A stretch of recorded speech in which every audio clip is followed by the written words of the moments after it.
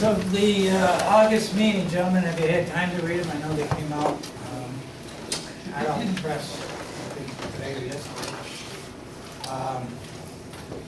Yes, read them? If so, if there's no corrections, I would entertain a motion to accept. Make the motion.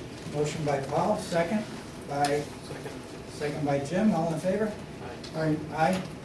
Okay, we have presentations. We have two people who called in. They're on the agenda. You're limited to 3 minutes. When you stand up, just for the record, if you would just say your name. First, Judy. Regular? Yep, you want to get up? Sure. Would you just mention your name to make it official? Okay, I'm sorry. I'm Judy Cussworth. I live in Chadwicks. My complaint tonight has to do with the Willowvale Fire Department. So, Mr. Reynolds, I'm glad you're here. The horn blows 33 times. Now, this isn't a whistle. This is like the one in Clinton. It's a horn. And when it goes off, 33 times. Actually, it's so loud that my windows vibrate when this thing goes off. I thought I could deal with the problem on my own, so I saw Jim Kuhn earlier in the spring, and I asked him if he was aware that the fire whistle blew 33 times. His response to me was, "You mean it only blows 33 times?" So I left it. So then my fiance saw Billy Smith, who's in the fire department, and he mentioned it to him, and Billy said, "Well, I don't really care. I don't live here, so I don't have to listen to it." So I knew then that I was going to get nowhere. So I contacted Jim Massa, and Jim, I made sure he heard the horn when it blew. I called him on the phone. He's heard the horn inside my house. He's heard it outside my house. And Joe Booth is another witness. Joe was on my property one day when it blew, and he was stunned. So Jim, this Jim, went over to the fire department, and he spoke with them over there, and nothing was resolved, even though they told him, all we have to do is go to the company that installed it, and we can correct it. They didn't do anything. So Jim went back to them again and discussed it, and nothing has been done. Now, this is so bad that sometimes the whistle blows 66 times. If they don't have the response to the firehouse, that they need, then it blows another 33 times. Now, when they had the fire that was on the corner of Tibbetts and Oxford, it rang 99 times. And I have a letter here that I will submit from Kevin Revere. I spoke with him at the 911 center. And according to Kevin, they were called by New Hartford to please stand by at the firehouse. And instead of doing that, some of the firemen just got in their vehicles, their personal vehicles, and took off over to Tibbetts and Oxford. Just no equipment, no nothing, which meant there was nobody or not enough people standing by at the fire department, which they had to blow the fire whistle again 33 times to get them to stand by. And then they blew it again. I'm not sure why they blew it again, but anyway, it was 99 times. So I just have to say that I think it's overkill. I don't think it's necessary. They have scanners. They have radios in their vehicle. They have fire radios that they carry with them. Sequoia blows 12 times. I believe New Hartford blows 12 times. Clinton only blows 5 times. Those are the ones that I checked on. So in this day and age with technology, I don't know why this has to blow 33 times. I did speak with a real estate agent, and the real estate agent told me that there's a good possibility that this would devalue my property simply because people are not going to want to live next to a fire department where this thing is like blowing at least a minimum of 33 times. So what does that mean? Do we have to reduce everybody's property values that's living in the Willowvale Fire District? So I don't know what the answer is, honestly. This is the first time in my life that I've ever not been able to solve something myself, so I kind of feel like an idiot. But if you've got any suggestions, I'm open to them. Here's the letter from Kevin Revere. Thanks, Judy. You're welcome. Jim, would you go over and talk to the chief and see what he says over there? Yeah, just update the board. I was there at their last meeting on August 13th, and Chief did say he would lower it. He's had a contact with Midstate, their company. But this goes back, I mean, so I sympathize with Mr. Cuthbert because I've been in contact with him, I think, since May, I believe, when Oh, we started this yeah, really. process. I was told that, that's all they have to do is contact the company. So I went to the last meeting in August, and he agreed to make the call and lower it. But here we are, probably a month later, and it's... Oh, and can I say one more thing? Kevin Revere, in his letter, and you would know this, Mr. Reynolds, he told me something I didn't know. They can actually shut that fire whistle off in their building. Like, when they respond, they can turn it off.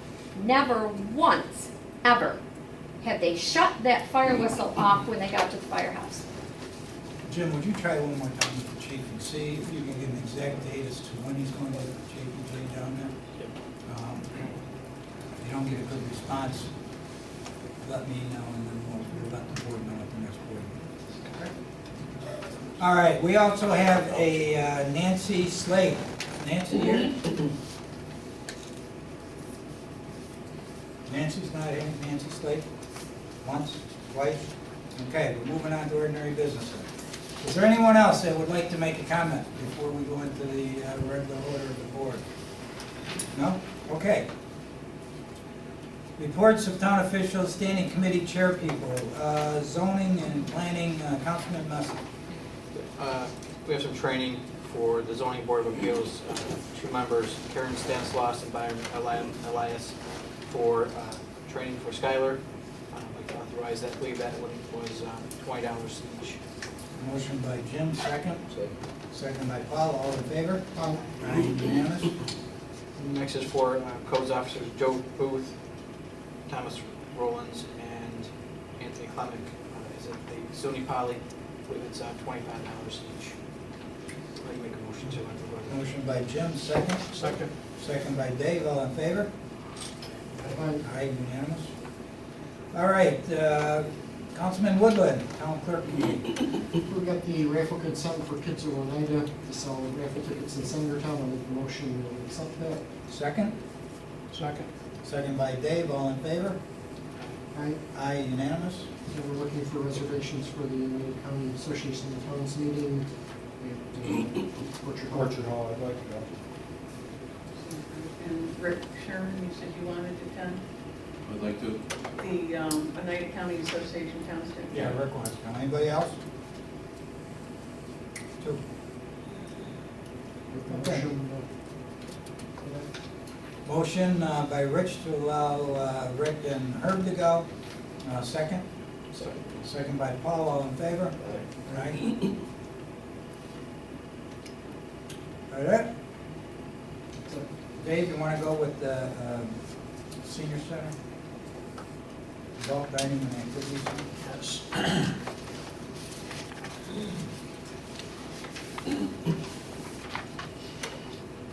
Budget transfer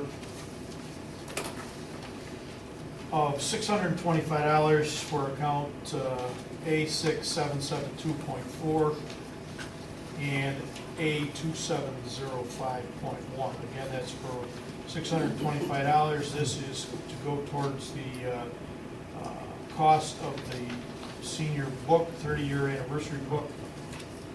The book that our pictures are going to be in. All right.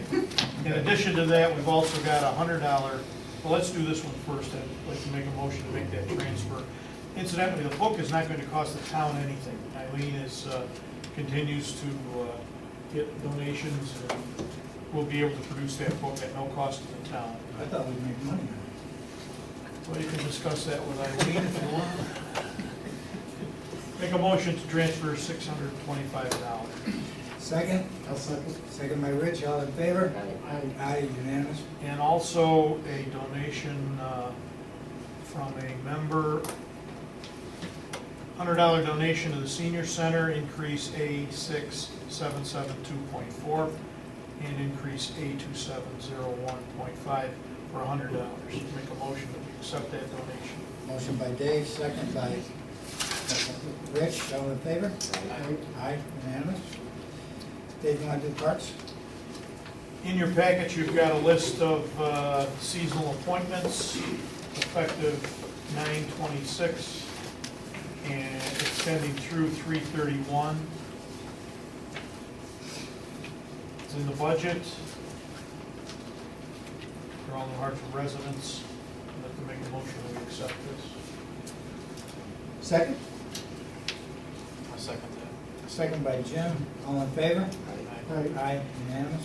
And also, and this is new, there's another budget transfer for Parks Equipment, AA 7110.2 to Rec Center contractual AA 7020.4 for $6,175. This involves the repairs to the compressor and the need to shift some money. I know Dan's aware of it.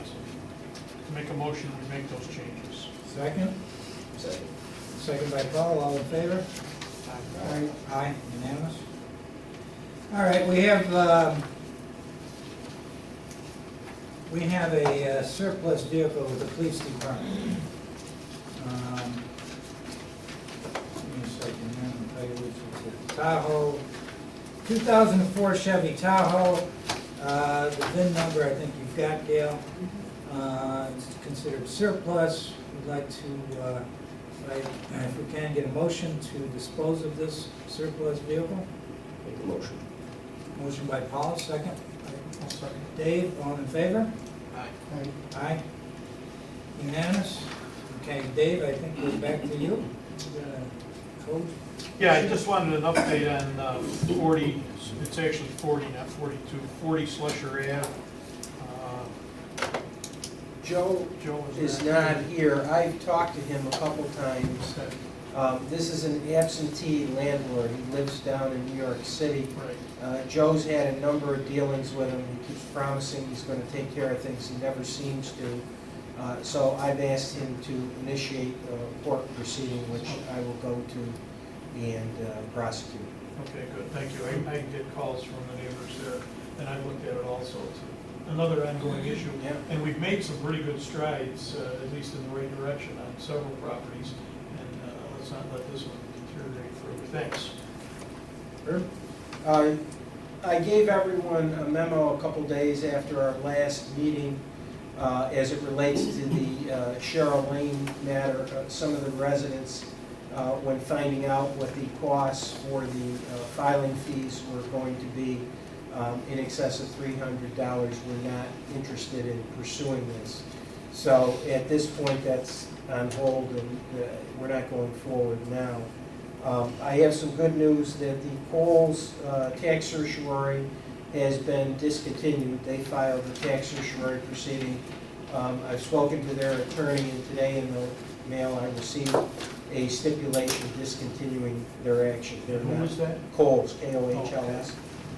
And that was handled by our own town attorney. So right now, he's batting 1,000. Keep that in mind. We've had some confusion over the definition of building area. And toward that end, I'd like to suggest that we go forward with a text amendment to our ordinance, to the town code, specifically section 118.6. And what we would be doing is we would be defining building area the same way that it's defined in the New York State Building Code. Now, even though we've adopted the building code, we've had some developers raise concerns when we compute the mitigation fees as to whether building area just includes one floor, if it's multi-floors, it would include all floors, which would be consistent with the definition of the New York State Building Code. So what we're proposing is that we add to section 118.6 a new category for area, building in capitals. All areas contained within exterior walls, exclusive of open courts, is the building area or total square footage. The definition actually includes any area under a roof, even if they are open, so that a portico of a hotel or a covered porch is included in building area.